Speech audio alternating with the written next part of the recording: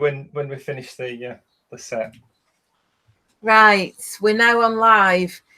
Richard doesn't have a cup of tea yet, but we are starting at past.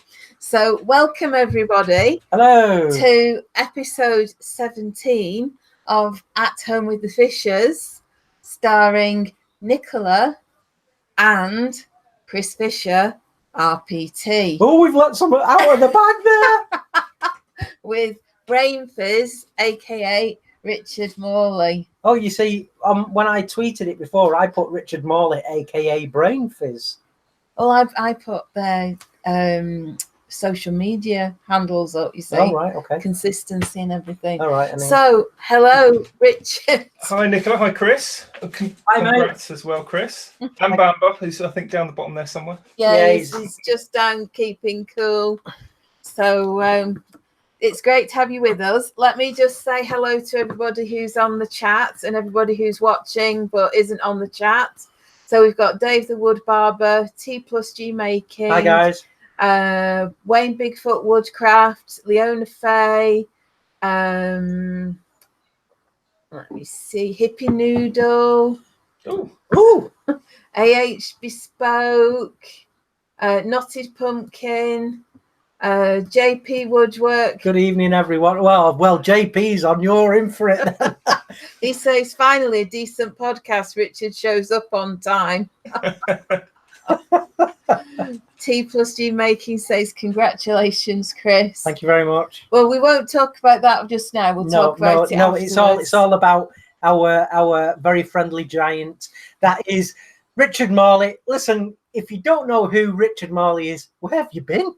I mean, he's one of the repeat offenders on YouTube. He's been going some time now. A regular at the shows and exhibitions, Maker Central, one of the founding fathers of Makers International podcast with the rest of the outlaws. So huge honor, lovely guy. I love him to bits. Still can't believe how tall he is, and yeah, it's a great honor and a privilege to have you with us tonight, young man. Well, thanks very much for having me on. I was a bit surprised that you'd want me on, actually, because presumably you watch our podcast occasionally. Well, you see, this is your time to shine. On that, you're sort of working, but when you're our guest, you can just chill a bit now and just chat. It is kind of nice not to have to think about some sensible question, to be honest, because that's the pressure on our one. Sensible answers tonight. Yeah. I find it quite hard sometimes, especially since we started doing the Maker Monday bit, and we need to engage with our guest. We've got loads of people chatting, and I find I miss most of the chat whilst we're doing it because I can't sort of keep tabs on what people are saying and talking to the guests. So it's sort of, I don't know, maybe there's a skill to that. Maybe there's something there you can share with us. Well, what I do is pretty much ignore the chat and rely on Chris and Jamie. But potentially that's not something that Chris will be able to monitor as the live chat. Reading and think and listening and then having to talk. It's like trying to, what's that thing they do when people breathe in through their nose and out through their mouth in one go? That's that kind of hyperventilating. No, not that. People can kind of continuously breathe, can't they? In through the nose and out through the mouth in like a cycle. And it's very difficult. And it's, practice. Leona says you need an earworm. Yeah. It's like the Big Bang Theory. Yeah. So, Richard, we always ask our guests the same questions and then we go off sort of at a tangent. So the first question to ask you is, why do you make? I thought about this last night, and honestly, I do it because I like doing it. Why wouldn't you do it because you like doing it? I mean, I know people, I've been making all my life and all the rest of it. And my dad kind of, I guess, introduced me. I remember as being a tiny little kid, he'd build scale model steam engines for model railways and things like that. And that would be Sunday afternoon. So it's it was just kind of all I knew. I got Lego because he made things. He made sure I got things for making, keep me out of trouble. My uncle made model aeroplanes, then my brothers did. So obviously then I did, because that's all I knew. And it just sort of carried on from there. I guess you stick with what you know. If he'd have been into motorsports, maybe I'd be driving go-karts. I don't know. So. Yeah. Well, is that saying you live what you learn? So yeah, I think that's probably the case. Yeah.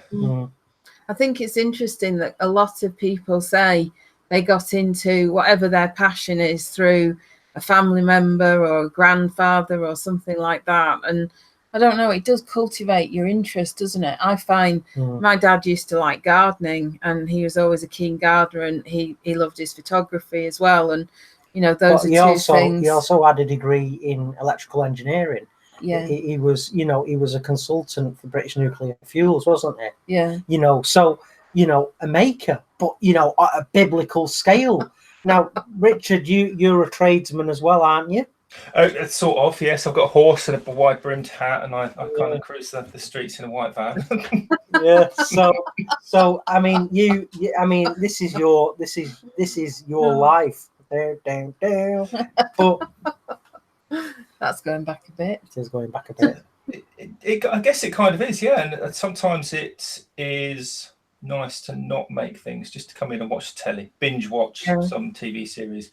But more often than not, like the things that I'll do with my YouTube channel will be the hobby side of making things. Yeah. So if somebody asks me to make something for their house or put some new flooring down, it's probably not an enjoyable job. It's a job that puts money on the table. But to then go out and stand and, I don't know, turn a pen or make something simple and quick and gratifying that you can hold and keep. Yeah. It's nice. It's relaxing. It's that creative thing, isn't it? And I think it's always slightly different when you're doing something for yourself or just to be creative, rather than doing something because you're being paid for it or there's some sort of you've got to do it. It's a completely different vibe, isn't it? Yeah. And also there's a lot less pressure to just go out into the shed and say, I'll turn something, I'll make something, whatever it is. Yeah. If it fails, there's no pressure. But if somebody's got you in and they want you to put a new floor in, and you burst a water pipe, or can you hang this door and you, I don't know, hit a cable that you weren't expecting, or something happens. There's a lot of pressure on that. And sometimes it's like, I'll think the night before, I'll have a plan to do the job, and then I'll be, what happens if, did I check that? What was that wall made of? Or where was the pipe going? Or were there any sockets? And all these little things you start to kind of worry. Yeah. And well, I guess worry is not necessarily the right word, but you kind of second guess all the time, and that can add to a bit of pressure. But just going out in the shed, what's the worst that can happen? Yeah. True. I'll tell you what I'm finding quite interesting. Andy Berkey, who we had on a couple of podcasts ago, he does Instagram stories of the work that he's doing, like for his day job. Yeah. And I'm finding that really fascinating, because I'm always fascinated by things I don't know anything about. So I'm sure if you were showing bits of your day job and things that you were doing with that, people would actually find it quite fascinating, because it's either something that they can appreciate because they're into that kind of skill, or it's something very new and it's just fascinating because it's new. Yeah, I mean, I don't post Instagram stories anywhere near as often as I probably should.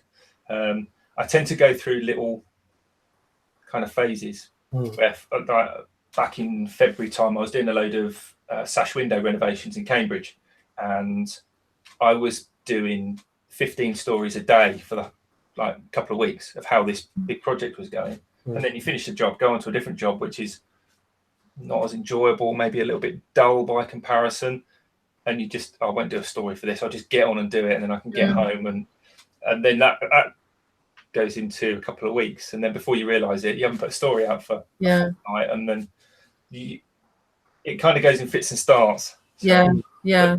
But Andy's stories are fantastic with those big ecclesiastical things that he's. Yeah, I can't remember the name of the actual. They look like the bits around a pulpit. I'm not sure. Absolutely, they're amazing. Anyway, stuff that I keep telling him that the little gold bits at the top, they look like moose heads. Do you know the tiny bits that he's put? Yeah. But yeah, I find it just very interesting seeing people's, just what people do like that, So you've obviously been very involved in the maker community. We saw you at Maker Central, and you were doing up making all weekend with different people and sharing skills. What has the maker community given you? Sleepless nights, a tiny bank account. If it wasn't amazing, I wouldn't do it. It's just as simple as that. The amount of people that I've met. Even yourselves. I remember last year at Maker Central. Obviously, I knew Chris. I knew who Chris was. We'd sort of spoken because you appeared in one of my videos a few years back. Yeah, that's right. And I knew of you, Nicola, but we'd never actually stopped and talked. And then when Chris turns around to me last Maker Central, the first Maker Central, and just he knew exactly who I was from the sound of my voice, which was kind of a bit humbling, I'll be honest. But then for him to turn around and go, "You're taller than you are in your videos," it really took me back. Well, I was shocked. So obviously, I haven't got a clue what people look like or their build and stature. And then, we met at the first Makers Central, and I can hear this voice not just coming from a little bit above my head, but and then some, and I thought, holy crap, this guy's huge. And then I remember giving you a hug and went, and he, he's not like huge and sort of like an ogre. I thought it was like and I mean this in the real nicest way. You can say beanpole, it's all right. Yeah, it's like, whoa, it's like a bloody beanstalk, a beanpole, but it's like, it was for me, it's like one of those, OMG, I didn't know it was that tall. And it's funny, obviously just the mind of the blind working, but it was great to meet you for the first time 2 years, last year. So I think that's got to be the most memorable thing that the maker community's given me, is those kind of interactions, that meeting of you, Chris, and then the stopping and talking to you this year, Nicola, on the Friday. I think that was the first time we properly met and spoken. The road trip that Kat and I did last year, which was kind of off the back of the first Maker Central, but the experiences of staying with other makers and making with other makers, that's the best thing that the community's given me. Those experiences and friendships. It's just it is, we say it, it's people are probably going to get bored of us saying the same thing, but it is about that community and those connections that you make, and those memories will stay with you until your head falls off. It's something those memories that we all share will be with us forever. And you'll be sat there, and I know I'll be sat there thinking, oh yeah, I remember when Richard did that at Maker Central or whatever. And it's like flipping it, I remember Richard, he, oh yeah, how tall was that guy, and things like that. Flipping it. But great memories. Great memories. So what sort of things do you love to make? I like to have a go at pretty much anything. I'll try anything once. From the woodworking side, my kind of playground sandbox is my little lathe. I do like turning pens because they're quick, they're satisfying, and you've got a usable thing. The one thing I really struggle with is making something that hasn't got a use. There's people out there, and I guess to some extent yourself included, Chris, to turn a goblet or a vase I can look at it and appreciate its beauty, but I have no impulse to make something like that myself because I don't have a use for a vase, you know. I'm not much of an artist, but if I turn a pen, well, that's a pen, and straight away I can see a link in my mind. But It's I still like a beautiful thing, though, in its own right, you know. absolutely, and that's something I'm probably since just before Maker Central this year is something that I'm really trying hard to force myself to overcome, is to kind of make useless things. And I don't mean useless things, but something which I would have considered irrelevant and useless then. So you're talking more decorative and artistic. Absolutely, for the sake of making it. I mean, like a mushroom, to turn a mushroom. Yeah. I turned a big mushroom fairly early on when I got my lathe. It went in the garden, and that's kind of, for me, tick the box. Not I've done that, move on. Yeah. But now do you know what? I'll go back and I'll make a load more, because it's not about having the mushroom. I can chuck it on. I'm sort of comfortable chucking it on the fire now, because it's about the practice and the technique and the mastering of it, rather than just the doing of it. Yeah. Does that make sense? Yeah, complete sense. Yeah. So that's why that's where I like to kind of play. It's my sandbox. I'm the complete opposite of you. All of my wood turning, well, not all of it, because I've just had a commission. 95%, maybe even stretching it to 97, 99% is, you know, creative, expressive. Obviously, I can't look at a sketch or a picture in a book to get any, you know, it's like put the piece of wood up. Oh, let's start turning. I have a rough idea, and then it's just what flows through, what pictures come in my mind. So to you, the complete opposite. Yet I've just received a commission this week to make something, and you know, I have to adhere to dimensions and parameters and be clinical and, you know, analytical about it, which is the complete opposite of most of what I do. Yeah, it's interesting that you say analytical, because I mean, I when I left school, I went into aeronautical engineering.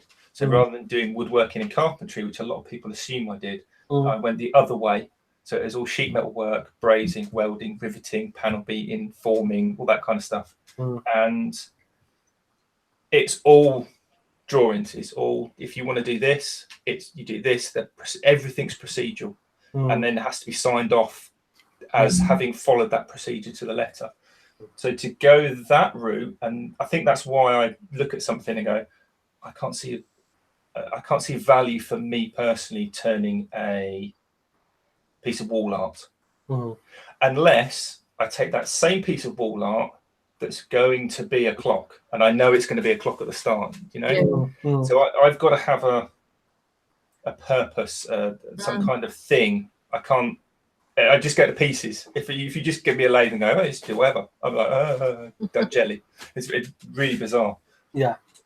But I find that quite interesting. It's about having stuff that has a use at the end of it. I think that's quite a nice way to do things.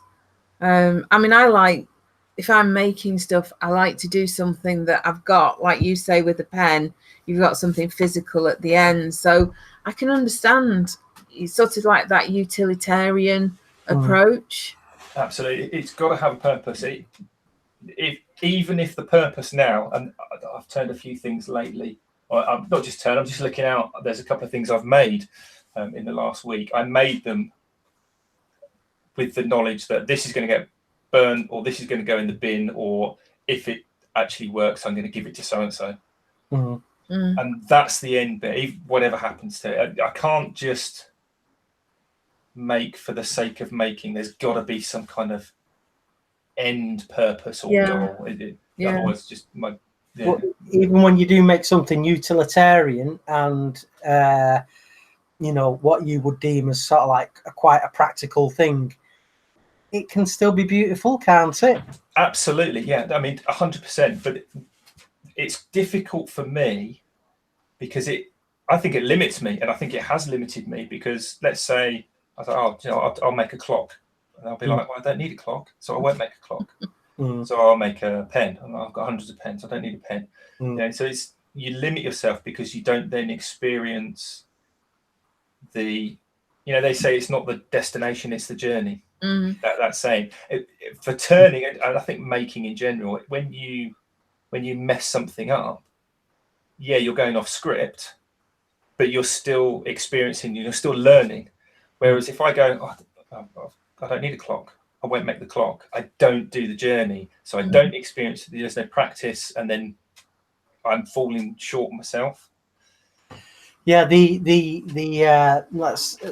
let's reference the amazing Victorian engineers that when they built a power station or a pumping engine, you know, yeah, it was accurate to, you know, plus or minus, you know, 500,000, you know, precision parts, but then it was embellished with ornate, decorative flowers and cherubs, and, you know, yeah, it was amazingly engineered, highly functional, but beautiful to behold, you know. So I think there is a place for, yeah, doing something utilitarian, highly functional. It's doing a job, but holy Christ, he didn't have chuck some work at that. You know, it's like flipping it. Richard's made that door, but have you seen that door? You know, it's sort of like, you know, the raised panel, if you did some carving or a bit of fancy routing on it, you know, maybe just sort of starting to chuck a bit of that in some work. Yeah. And I think that is why I really enjoy doing the old restoration work, like on the old sash windows, and that, because, like you just said, there's that absolute beauty. You get these beautiful linen fold panelled drawing rooms and libraries that need a bit of work. You're like, wow, because it, you know, that's real pride in somebody's work to do that. Yeah. It needs to be these tight tolerances. It needs to be functional, but I'm making it, so it's going to be amazing just to look at. Yeah, absolutely fantastic. Yeah. So is there anything that the maker community doesn't know about you? Oh, there's loads. Whether they ever will find out.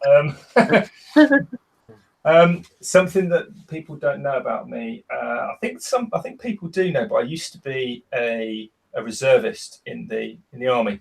All right, yeah. For quite a few years. Yeah. So yeah, I used to do that. That was fun. Awesome. So what regiment were you in? I started off in the Royal Anglian Regiment. Right, yeah. And then in 98, I think it was. And there was a defence review, and the battalion was disbanded, so I transferred over to the Royal Signals, where I was commissioned through Sandhurst in 2003, I think it was. Right, well, awesome. Yes, and that's where I hung my boots up a few years later after I had my daughter. Well, there you go, everybody. We have got in Richard Marley not only a very fine craftsman and a YouTuber, but a commissioned officer in the British Army. Only half commissioned, and only a reservist commission. Well, you still get your name in the papers when you get a commission. Yes, and also for your promotions as well. Yeah, so there's a couple of there you go in the London Gazette. There you go. Carry on, soldier. So yeah, any more of your lip and you're on a charge, mate. I tell you. Yeah. So I've just asked if anybody's got any questions. JP says, why routers? Why not be normal? Yeah. Because they are far more useful and they put food on the table than the scroll saw. Everyone this is probably something that people don't know about me as well. Everyone has, I think, assumed, or a lot of people assume, that I absolutely hate the scroll saw. I don't. I genuinely think that the scroll saw is a fantastic tool for, you know, people getting into woodworking, kids, and people with not very much space or budget. Absolutely brilliant there, because there is lots of things you can do. For me personally, I don't like it. Some people don't like turning. Some people don't like using band saws. I don't like sanding, so I don't like using a scroll saw. Well, it's each to their own, isn't it? Yeah, Absolutely. Yeah. definitely each to their own. Dave the Wood Barber says the maker community doesn't know when Richard will get his next haircut. I deliberately now let it grow long. I used to have to get a haircut every 2 or 3 weeks without fail, whether it needed it or not. Yeah. Same with the shave as well. So I don't shave very often because razors are expensive, and I don't get my hair cut very often because, well, A, I don't have to, and B, they're expensive as well. So So I'm just having a look who else has joined us. Baz is on. Hi, Baz. Robert Reese, he says, what exactly makes a person a maker? I've been told that because I made my living doing finishing carpentry, that every design I make is not making me a maker. So what is a maker? That's a good question. What do you think, Richard? Personally, I think the maker label is just a word. You know, I personally, I don't really particularly like it. I think if you're someone that just likes making something, then just go out and make something. Whether you, Chris to me is a turner, yeah. Jamie's a scroll sawer. A maker's just, I don't know. It's like a cuddly sort of fluffy label that makes everyone feel part of something. But it's more a mentality, I think, than an actual physical thing.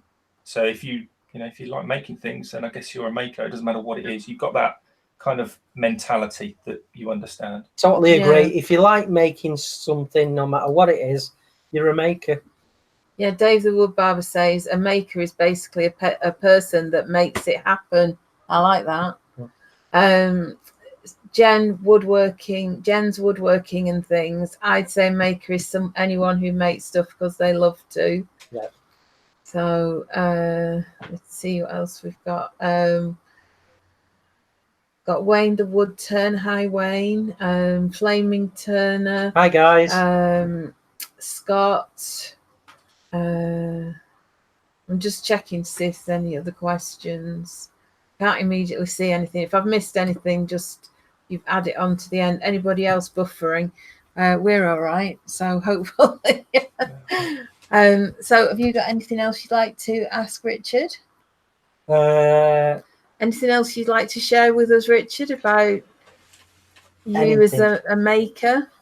I don't think so. I mean, if people want to know more about me, then probably the best place to find it is either on the Instagrams or on my YouTube channel. So, head on over there. People get in touch and ask questions. Is there any discipline that you haven't, as of yet, had a chance to do and you would really love to get your hands on it? Yeah, there is. And I want to do glass blowing. Right. Kat did some fused glass sessions, like taster days, and we went to various shows and fairs and kind of crafty things, and we keep finding places to do glass blowing, and that's something I really want to do because it is, to me, like witchcraft. Yeah, it's right. It's right up there, with stonemasonry, turning, forging, and glass blowing. They are these millennia old, in whatever form, mysterious crafts. And like you say, witchcraft. What a great way to put it. I couldn't actually do it, and now I'm going to sort of give something away here. If you say, tell something about yourself that people don't really know. I've got a tumor in my left parotid saliva gland. Now it's benign, but if I blow up a balloon or chew a tough piece of meat, the left side of my face goes numb because of the back pressure going through my saliva duct. Hurts this tumor. So I could never do glass blowing because my face would be in agony. So there you go, folks. I've got a benign tumor of the left parotid gland. And I think that sums up a maker. When we were talking about something that you want to do, when you look at something that somebody else does, creating things, most people will go, "Oh, that's really cool. You've made something absolutely amazing." But I think somebody who's got that mentality, that kind of maker mindset, I want to. No. Let me have a go. Get out of the way. I want to have a go at that. Show me how you do it, and I want to try it. That's I think where when Yeah. that label fits. I hope that your wish comes true very soon and you get to do some glass blowing. And then before you know it, you're going to have all the equipment in an extension. Just imagine. Oh. Baz says he loved the restoration work on windows you did in your stories. Yeah, those are the things. Those are the jobs that I really like doing. They're fun. And JP says, how did Richard get his Seaside Rick nickname?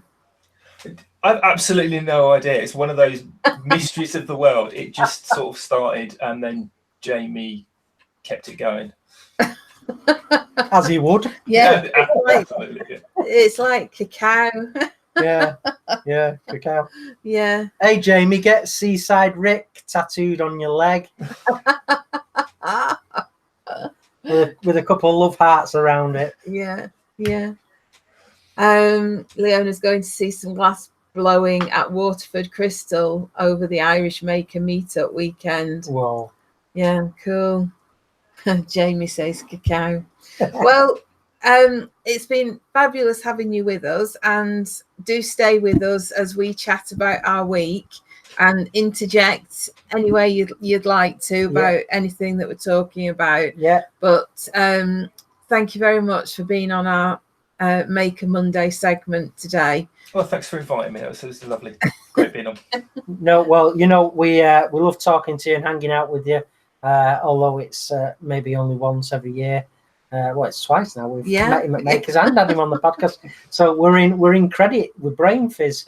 So if I wasn't so busy demonstrating and all the other stuff that's going on, I'd love to spend a lot more time with all of you. But it has been a huge pleasure having you on. We regard you very highly, my friend. And thanks very much. Please. Go and get your cup of tea now. Yes. Have a cup of tea. Go and get your cup of tea. Come back and then jump in whenever you want to.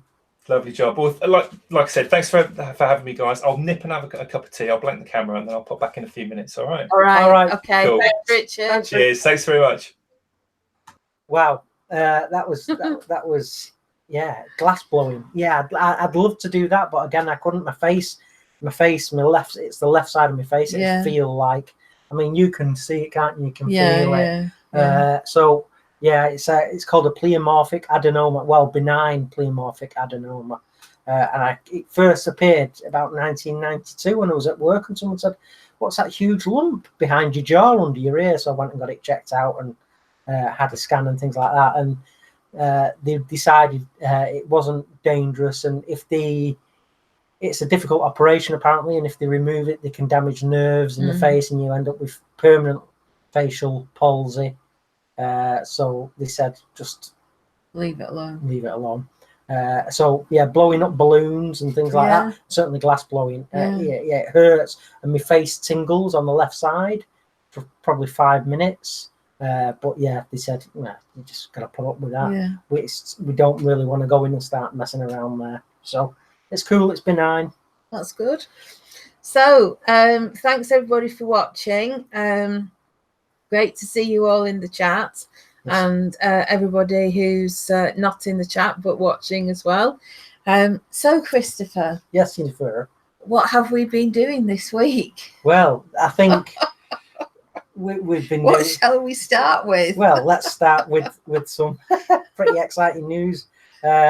And we've sort of like we're trying to just trickle it into social media and things like that. But we got an email on Saturday morning. I was still in bed. It came through early, didn't it? Yeah, 8:27. 8:27. I was still in bed but awake. Nicola had been up early doing some writing. Was it? So she came in and she read it out. So basically. It was from Mike, who's sort of like, I've been calling him the head assessor of the RPT, but he's like the secretary. Have you got the email there? Probably somewhere. You keep talking. Yeah. So Nicola read the email out to me, and if you can find the email in a minute, you can read it out. So it was one of those OMG moments, absolutely unbelievable. Have you found it? He's membership secretary. He's the membership secretary. So Nicola's going to read it out now, the email. I am delighted to tell you that following your assessment and the review of the report by the membership committee, you have been accepted onto the register of professional turners. The worshipful company of turners will be in touch to let you know officially and make the formal arrangements. Congratulations. So there you have it, folks. I am the first ever blind accredited turner on the register. First ever, folks. So yeah, they said when before they came and assessed me, is there anything we need to know? Because we've never done this before and had to assess a blind turner for the RPT. So what was it like on Saturday when I told you? It was pretty well. In fact, I only started getting giddy really yesterday. Yeah. It's like I can't believe I've done this. So it was delayed reaction, wasn't it? It was. So obviously, I'm massively proud of actually being able to get the accreditation. So I'll actually sort of like talk you through and walk you through now. Well, let me just read you some comments. So we've got Leona, woohoo, congratulations, Chris. Really well done and well deserved, a fantastic achievement. Thank you. Knotted Pumpkin, congratulations. T+G Making, you've got a little medal emoji. No. Mad Maker, congrats. Baz, all the hours upon hours have well deservingly paid off. Sai, fantastic and deserved. Wayne, Bigfoot Woodcraft, great news, guys. SK Crafts, congratulations, Chris. Hippie Noodle, that's terrific, massive congratulations. Wayne the Woodturner, many congratulations, Chris. Thanks, Wayne. Jen's Woodworking and Things, congratulations. Robert Reese, wow, way to go, Chris. Yeah. Flaming Turner, grats, Chris. Fred Taylor, well done. Well done, Did and Nicola. Amount effort. I'm not sure about that one. Mark Smith, well done, Chris. Knew you could do it. Oh, well done, Chris and Nicola. Okay. All right. It was a typo. Yeah. So well, thank you all so very much. So yeah, a huge honour and privilege to be the first ever blind RPT. And the actual day of the assessment, I'll walk you through now what happened. So the assessor turned up. His name was Jerry. And he's been a turner flipping out for decades. So he's an assessor for the RPT. And it's also sort of like the RPT is part of the Worshipful Company of Turners, which started in the 12th century as a guild in London. So, 1100 and whatever. And then it existed for a few hundred years like that. And then in 1604, so yeah, it was liveried by Edward III in the 12th century, and these turners had to sort of like turn the pint pots out of wood, the goblets. So that's where the pint measure came into existence there. And then in 1604, James I gave the turners its livery, and it became the Worshipful Company of Turners, which the RPT is part of. So it's steeped in history and tradition, and a lot of you would say politics as well, but I'm saying history and tradition. And so Jerry turned up, and we had an interview first, and every answer you're giving, he's documenting it and writing it down. So, so he asked me, when did you get into wood turning, why, and what training have you had, what courses have you done with experts. And he also said, where do you want your professional turning to go in the future? And, what ambitions and aspirations have you got? And then you have to have examples of work recently done for him to check and photograph. So he was feeling pieces of work, checking for no bumps in the transitions, and finishing was to a high standard. The form was there, execution, all that sort of stuff, and he was photographing them. And then He makes sure that you have proof of accounts to back up that you are earning a living from wood turning, and also proof that you do demonstrations, etc., to back up that you earn a living from wood turning. Risk assessment, testimonials. He had everything. Nicola had printed off everything, so he sort of like took a document pack away with him of all the relevant literature he needed. So we went then into the workshop, and he checked the workshop very thoroughly. So it was the metal cabinets that you've probably seen on some videos for flammables that are COSH compliant, the lockable. So you've got your flammables and hazardous stuff in the metal cabinets. Fire extinguisher is of the right type and in date and serviceable. First aid kit, fire exit signs up and in place, smoke alarm, which is handy for me because if a fire starts, I want to see it. I'd have to wait until I hear beep, beep, beep, beep, beep, and then I'd get out of dodge. So there was that. All safety guards are in place on machines that can have them. He knows, obviously, that most lathes don't have them unless it's the huge jets or Powermatics with the cage that comes over. Checking the floor, no trip hazards, even making sure that the electrical sockets and things like that are not overloaded. And he's writing all of this down. And then he asked me to turn. So I hollowed a bowl out and then did some spindle turning, which I roughed out, and then did some beads and coves. And while you're doing that, he's actually doing a video recording then to pass on to the committee. And so, it took about 2.5 hours.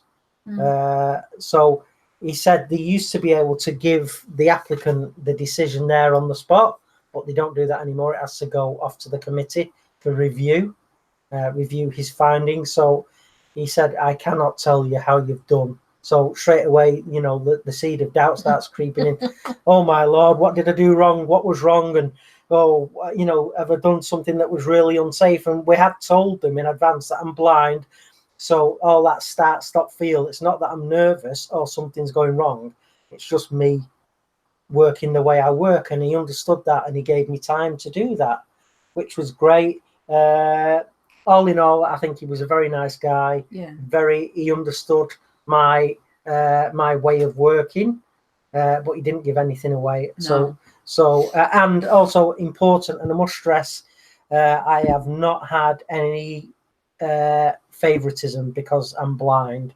We wanted to do this and be assessed the same way as a sighted professional would be. So it ended up being that, we've gone through exactly the same process, haven't we?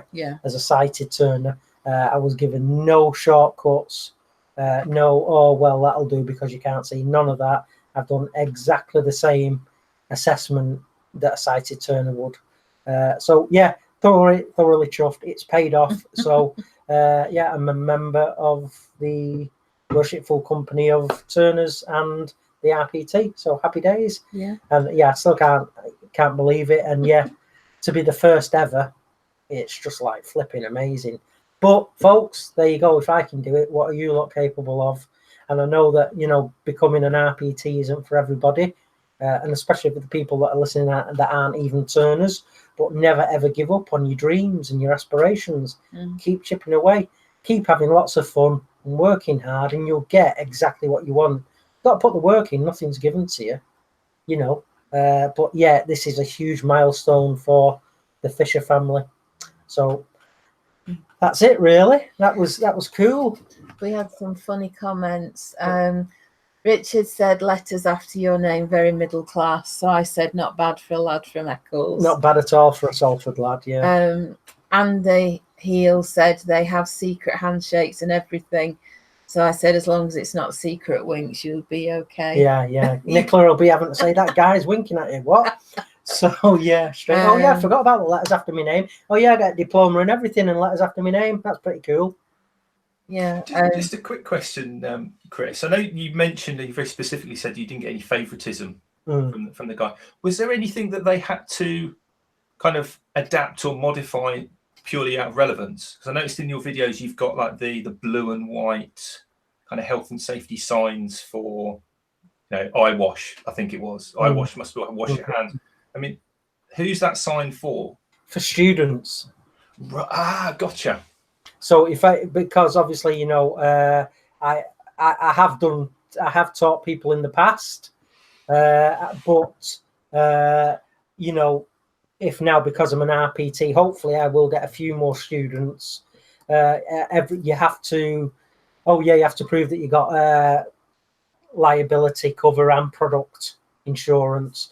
But yeah, that's really for students. So the health and safety and PPE and all that, you're completely compliant with all the health and safety regs. Gotcha. That makes perfect sense. Yeah. Yeah. So yeah, you're quite right. A blindo doesn't need them, but if I ever have a guest student, things have to be in place for them. So fire exit signs, first aid kit signs, and all that sort of stuff. But good question, well spotted. Yeah, I think it was it was T+G. I'm sure the exit signs are very useful for you. Yeah, it'd be like a cartoon. You just see that silhouette of a big fat blind guy through the door, like with their arms flailing, a cutout. So Si says he'd like to come up and be taught by you one day. Yeah, anytime, Si. Len Thomas says, well done you. It's the first, I like it.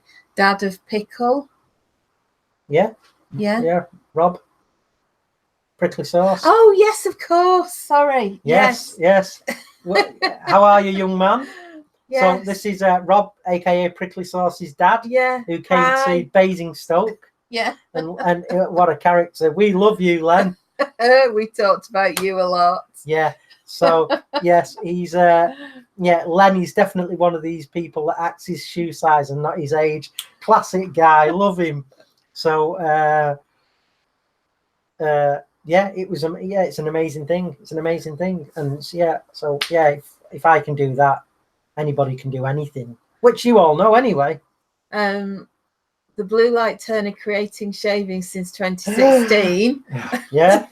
I always read it out because I've just got to. Chris, how do we become one of your students? Would love to do a Nicola bowl with you. How do you become one of my students? Get in touch. We'll work out some dates and things like that. Just get in touch. If you're serious about it, of course we can work it out. That's the easiest way to say. If you're serious about it and you want to come and do a Nicola bowl, and I can easily teach you how to do that, my friend. So we look after you, we feed you, and give you cake and all sorts of stuff. Tea. Yeah, give you a clean bucket to piss in. No, we don't. Right, a dirty bucket. What is your next challenge, Chris? Fighter pilot. No, my next challenge, a lot of it has to do with just sort of like getting seriously into the wood turning art, and just really beginning to feel, engraving and shaping and doing things like that on wood. Still in the vein of Mr. Agar and such folk, but. I know there are other fine wood turning artists out there, but having spent the day with Nick and actually being able to feel his pieces of art, keep pushing myself to be chasing Nick Agar and getting as good as I can at that, and that's going to take many, many years. And I would also love to get my hands on some forging. Yeah, that's like I've said, a glass blowing would be amazing to do. But I couldn't because it had hurt. So yeah, I'd love to be allowed into a forge and smack some hot steel, and So yeah, that's where I'd like to go. More welding, do more sort of like projects with wood and metal and welding. But as far as the wood turning goes, really, really sort of like pushing the limits of what I can do now by touch and getting more delicate and having some ideas. So yeah, just continuing to push myself and exceeding expectations, going beyond expectations, you know. So yeah, that's plenty to do. Leona says, if you guys come to the Irish Maker Meet up, Chris could try forging. Yeah, that weekend, I messaged Steve Twidell. Unfortunately, we're already booked that weekend. So we're hoping that you'll do another one. Just in case anybody doesn't know, there's an Irish Maker Meetup. Leona, it's the August bank holiday weekend. I think it will be with you as well. Not sure of the dates, but it's at the end of August. And there's a Facebook group that you can join and find out all the information. Are we demoing that weekend? No, we're booked with some filming that weekend. Oh, yeah. The Flaming Turner says, if I was ever going to get a lesson on turning, I would get one from you, Chris. And why not, as you're one of the peeps that's inspired me to turn. Well, that's nice. I've been listening to a lot of your stuff lately and your skew work and things like that. So, yeah, thank you very much for the kind comment. August the 23rd is the Irish Maker Meetup. The Mad Maker says, please do it again next year. Yeah, it's just unfortunate that it's a clash this year for us. Yeah. The Mad Maker says, also got my Axminster lathe based on your recommendation and loving it. Cool. Andy AH Bespoke says, Chris, come to mine, I would get the forge going. Yeah. Len Thomas, I am left-handed now, carpal tunnel op last Wednesday, but not stopping me at all. Absolutely not. I hope that heals up okay. There's a lot of that going about. Next door, but one, he's just had both. Yeah. Since early summer, he's had both his hands done. Yeah. So yeah, you sort of like you're shaking different hands on him, 6 weeks apart, aren't you? Oh, don't shake that hand, I've just had it done. And then 6 weeks like, oh, don't shake that hand, it's the other one now. It's like, so anyway, yeah. Well, I hope you mend quickly, Len. But I'm sure someone like you, screw it, bandage will come off after a few days. He's tough. He is tough. Yeah. Made of that old stuff. Yeah. The Flaming Turner says, sorry, Chris, for the music on the videos. I'll have to try and talk about what I'm doing. Yeah, it's all right, mate. Yeah, it's. You said you like the music. Yeah. Yeah. Yeah. Well, listen, so I'll click on a lot of videos and go, oh crap, it's just music. What's that going to teach me? The thick end of nothing. But then I go, oh, actually, I quite like that tune. I came down when you were listening to it. Yeah, I was listening to it, and I went because I said to you, I said no, it was nice bit of music, so I left it on. So yeah, although I couldn't actually see what you were doing, mate, I liked the music on that one, so I left it on. I might as well be there going, but I thought, great tune. So yeah, don't apologise. It's your channel, mate. Every now and then, if you can chuck a few words in, greatly appreciated. But apart from that, it's your channel, your rules. Do again follow your own heart and mind on that one. Somebody asked something about Matthew. Matthew, yeah. So just talk about Matthew going home. Yeah, Matthew went home last Friday. He got to the airport about 11 a.m. on Friday. His flight was due out 2 p.m. On an Emirates A380. So first leg was to Dubai, and he was getting there just before midnight. 3-hour stopover, and then continuing to Hong Kong. He emailed when he'd got home to say he'd arrived safe, because there's quite a few protests and riots going on in Hong Kong at the moment. So he said he's just going to stay in the house with the aircon on and do some work and editing and play on the computer with his younger brother Terry. So yeah, for any of you thinking Matthew and Terry, they're funny names for some kids from Hong Kong. It's because they're the Catholics. So they're obviously they're born with Chinese names. Like Matthew's real name is Long Yat Ze. But when they get baptized, etc., they take on Christian names. So his Christian name is Matthew. I can't. I'm sure somebody asked something about Matthew, and something to the effect, is it helping you or something like that? I can't. I'm sorry, I can't see this comment. So. Well, let me run with that. Let's just say it was that. So, is he helping me? A big fat yes.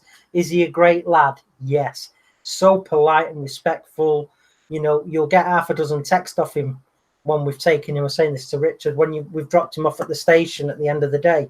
He'll text, "Thank you for the lift to the train station. You'll get the train's running a little bit late. I am so sorry." Here we go. Thanks, Scott. Dave the Wood Barber, are things different without Matthew there? Well, I'll certainly let you know on Wednesday when he doesn't show.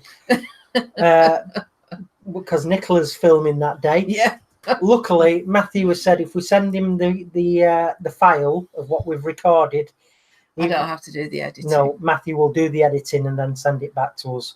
So we said to Matthew from sort of like the start of his internship, look, the opening screens have got to be a certain way because it's got the Axminster logo on and all that sort of stuff, and the end screen's got to be a certain way. But in the middle, the actual filming, we want Matthew to really have fun and experiment and, it's show his own style because he's developing a style, on his course.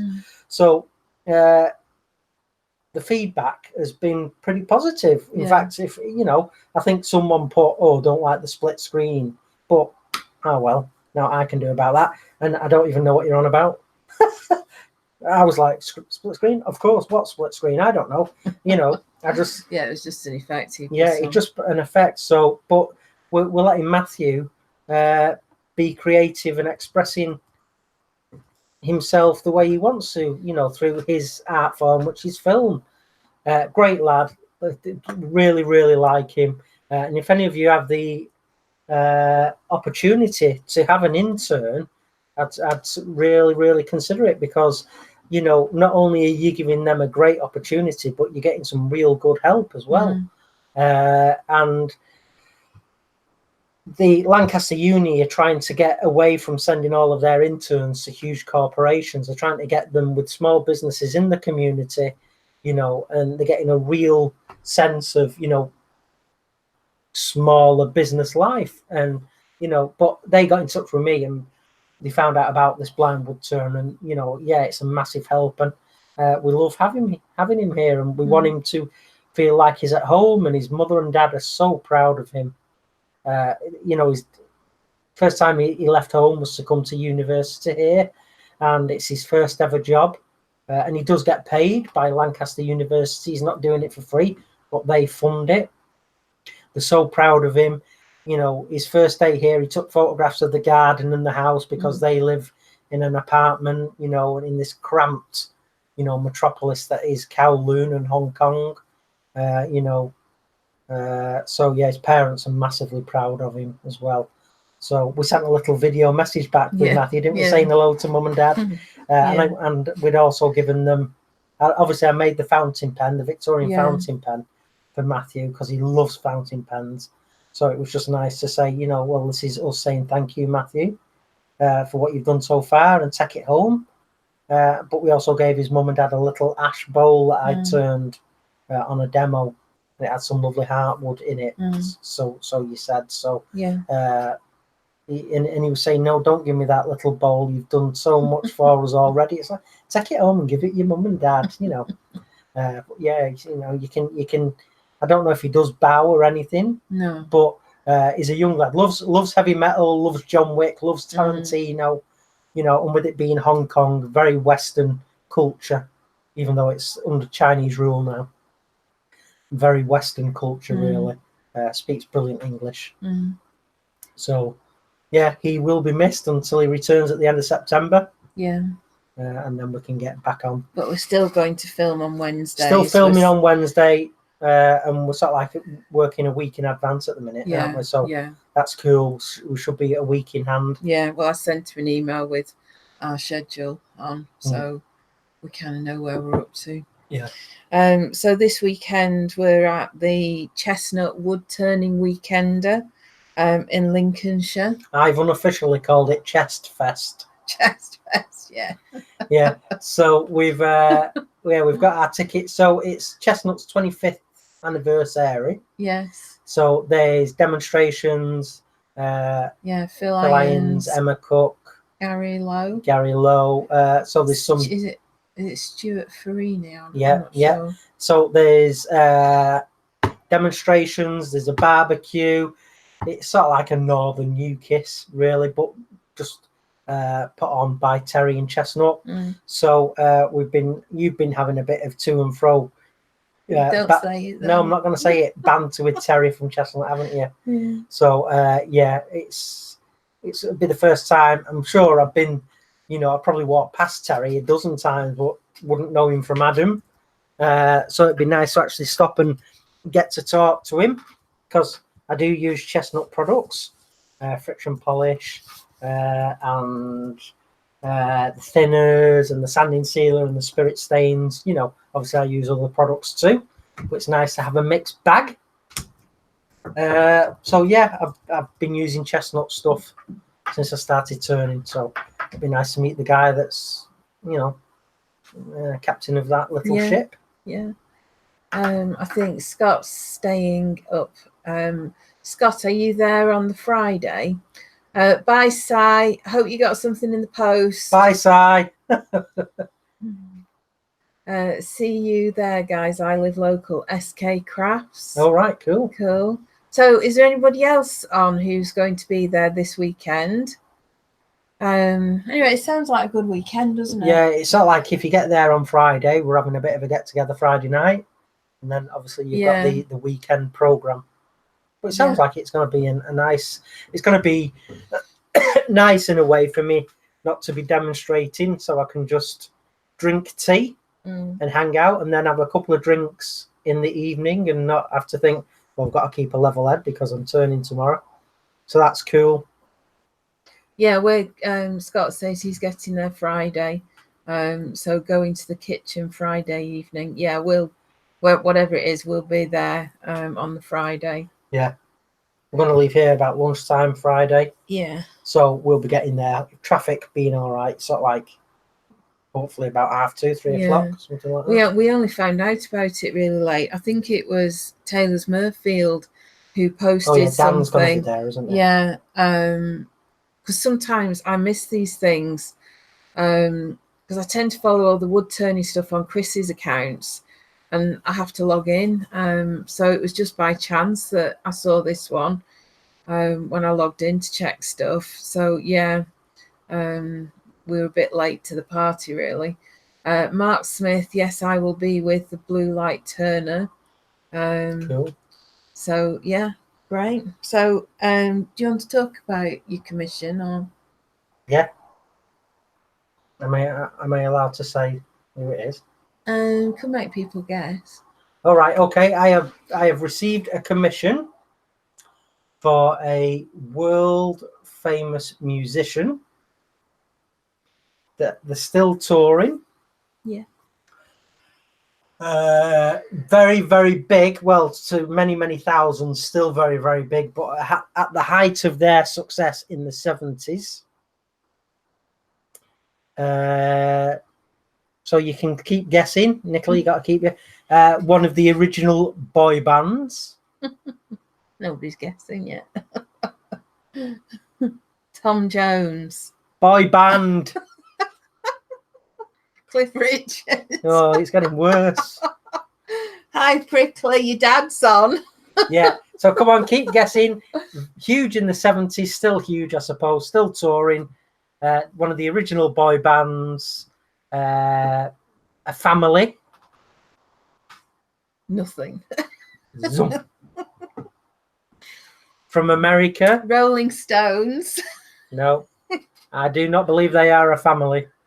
The Eagles. No. Mick Jagger. No. I think they're just being funny now. They're always funny. That's why we love them. Yeah. See you Friday, Scott. Have a good evening. Bye, Scott. I think he's working. Yeah. I hope you have a quiet one. Yeah. Lighthouse. No, they're not very good at this guessing, are they? No. Give them another clue. Oh, the only one I can think of is Crazy Horses. Oh, well, Oh, very close. T+G. what was that? Jimmy Osmonds. Oh, close. I have been commissioned. I'll tell you now. I've been commissioned to make a pair of drumsticks for Jay Osmond. Yeah, the drummer of the Osmonds. Yeah. The touring, and there's a woman that knows them. Yeah. So she's commissioned a pair of drumsticks, and I've got to video it. Yeah. So it'll be available. So it'll be post available the end of August. So yeah, we've had to buy. We know that he drums with 5A drumsticks. Yeah. So we've got a set of 5A drumsticks today, because Charlie doesn't drum with 5As. Otherwise, I'd have copied his. Because it's, you know, very, very old. It's got to be the right drumstick.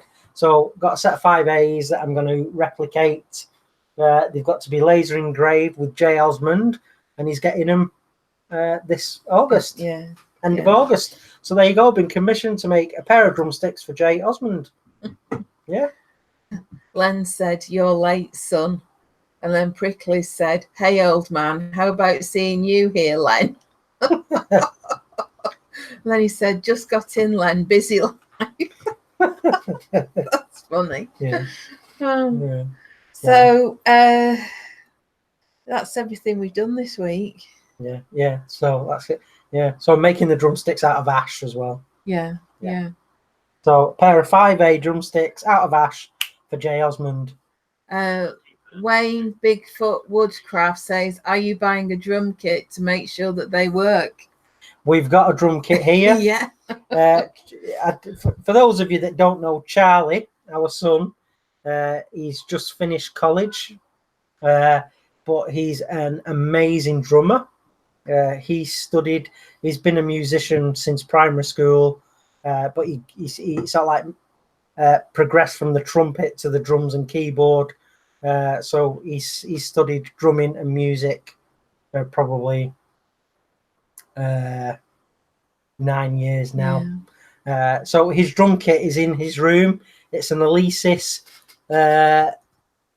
E-kit. So it's the one that he can play in relative silence with all the computer module on, and it's got mesh heads on it and dual zone cymbals. And so yeah, we've got a drummer in the family, thanks, and he's chuffing amazing. In fact, he's just recorded a drum track that someone's commissioned Charlie to do, hasn't he? Yeah. Some young female vocalist called Megan. She's just recorded a song and wanted some drum. Yeah, we listened to that, didn't we? Yeah, it's brilliant. She's got a really good voice. I could see her going quite a long way. Yeah, so I don't say that very often. I'm quite critical about music. Yeah, she wanted someone to do the drum track. Good voice. So Milan, who's one of Charlie's college mates, who's going on to study music at Liverpool. Yeah. I said, "Oh yeah, I know a brilliant drummer." So he's recorded it. Yeah, and it was good. It was really good. So he recorded the drum track, and then he's added it to her vocals and the guitar, because Charlie's obviously is part of the course to do production and producing and, you know, sound technology. So it sounds amazing. Well, it was really good because, as we said, he just played for the song. He wasn't trying to make the drums the main feature. No, he really worked it with the song, and he said that sometimes drummers try and be the main feature, but actually they're in the background. But I thought he'd done a really good job, so hopefully she'll like it. Well, it's the drummer's job to keep it all together, you know, with the tempo and the rhythm and everything. Yeah. But no, it was good. It was really good. These two are funny. Len says, "Don't ask old Prickle to sing ever." Well, you know that next time we meet Rob, we're going to ask him to sing. Yeah. Right. Well, I think that's pretty much it. Anybody got anything else they'd like to add? Prickly says many people commented on my singing. Yeah, but what have they said exactly? Yeah. Well, you know, if it's been in the karaoke vibe, you know, the worse it is, the better it is. There's no point doing karaoke unless you're shocking. Let me tell you, I would be shocking. So I think that they make for the best Yeah, they're funny, aren't they? karaoke singers. Yeah, you've got to be bad. All these people that get up and sing like they're on the X Factor. What's the point? Yeah. Yeah, I'd get up and murder it. Yeah. So yeah, we're pretty much that's you're up to date there now. Obviously, the biggest part of the news was me getting my RPT accreditation. Yeah. So yeah, like you say, letters after my name now and all that gubbins. So yeah. Yeah, and Leona says, I know Wayne the Woodturner is live now. All right. So she says heading on over to Wayne the Woodturner's live. So yeah, if you're hanging around, then go and watch Wayne, and we'll see what he's doing this week. So yeah, go and watch Wayne's World. Yeah, Wayne's Woodturning World. Yeah. So thank you very much for being here. Yeah. We look forward to seeing everybody on Friday who's going to Chest Fest. And thank you very much to Richard for being our Maker Monday guest today. Well, thank you very much for having me on. You're very welcome. No, it's been really awesome. great. Yeah, it's been yes, it's been emotional, mate, as always. and very interesting. And yeah, who'd have thunk it, eh? Commissioned officer. Yeah. Flipping it. There you go. Well, yeah. So yeah, I'm out of stuff to say now. Yeah. So we're going to go. So thank you, everybody. Have a good evening. Yeah, thank you for all your prickly sauce. Ring your dad. Yeah. Thanks for all of your kind words and words of appreciation and congrats and all that sort of thing. So yeah, we're out of here. Yeah. Thanks, everybody. Bye. See ya.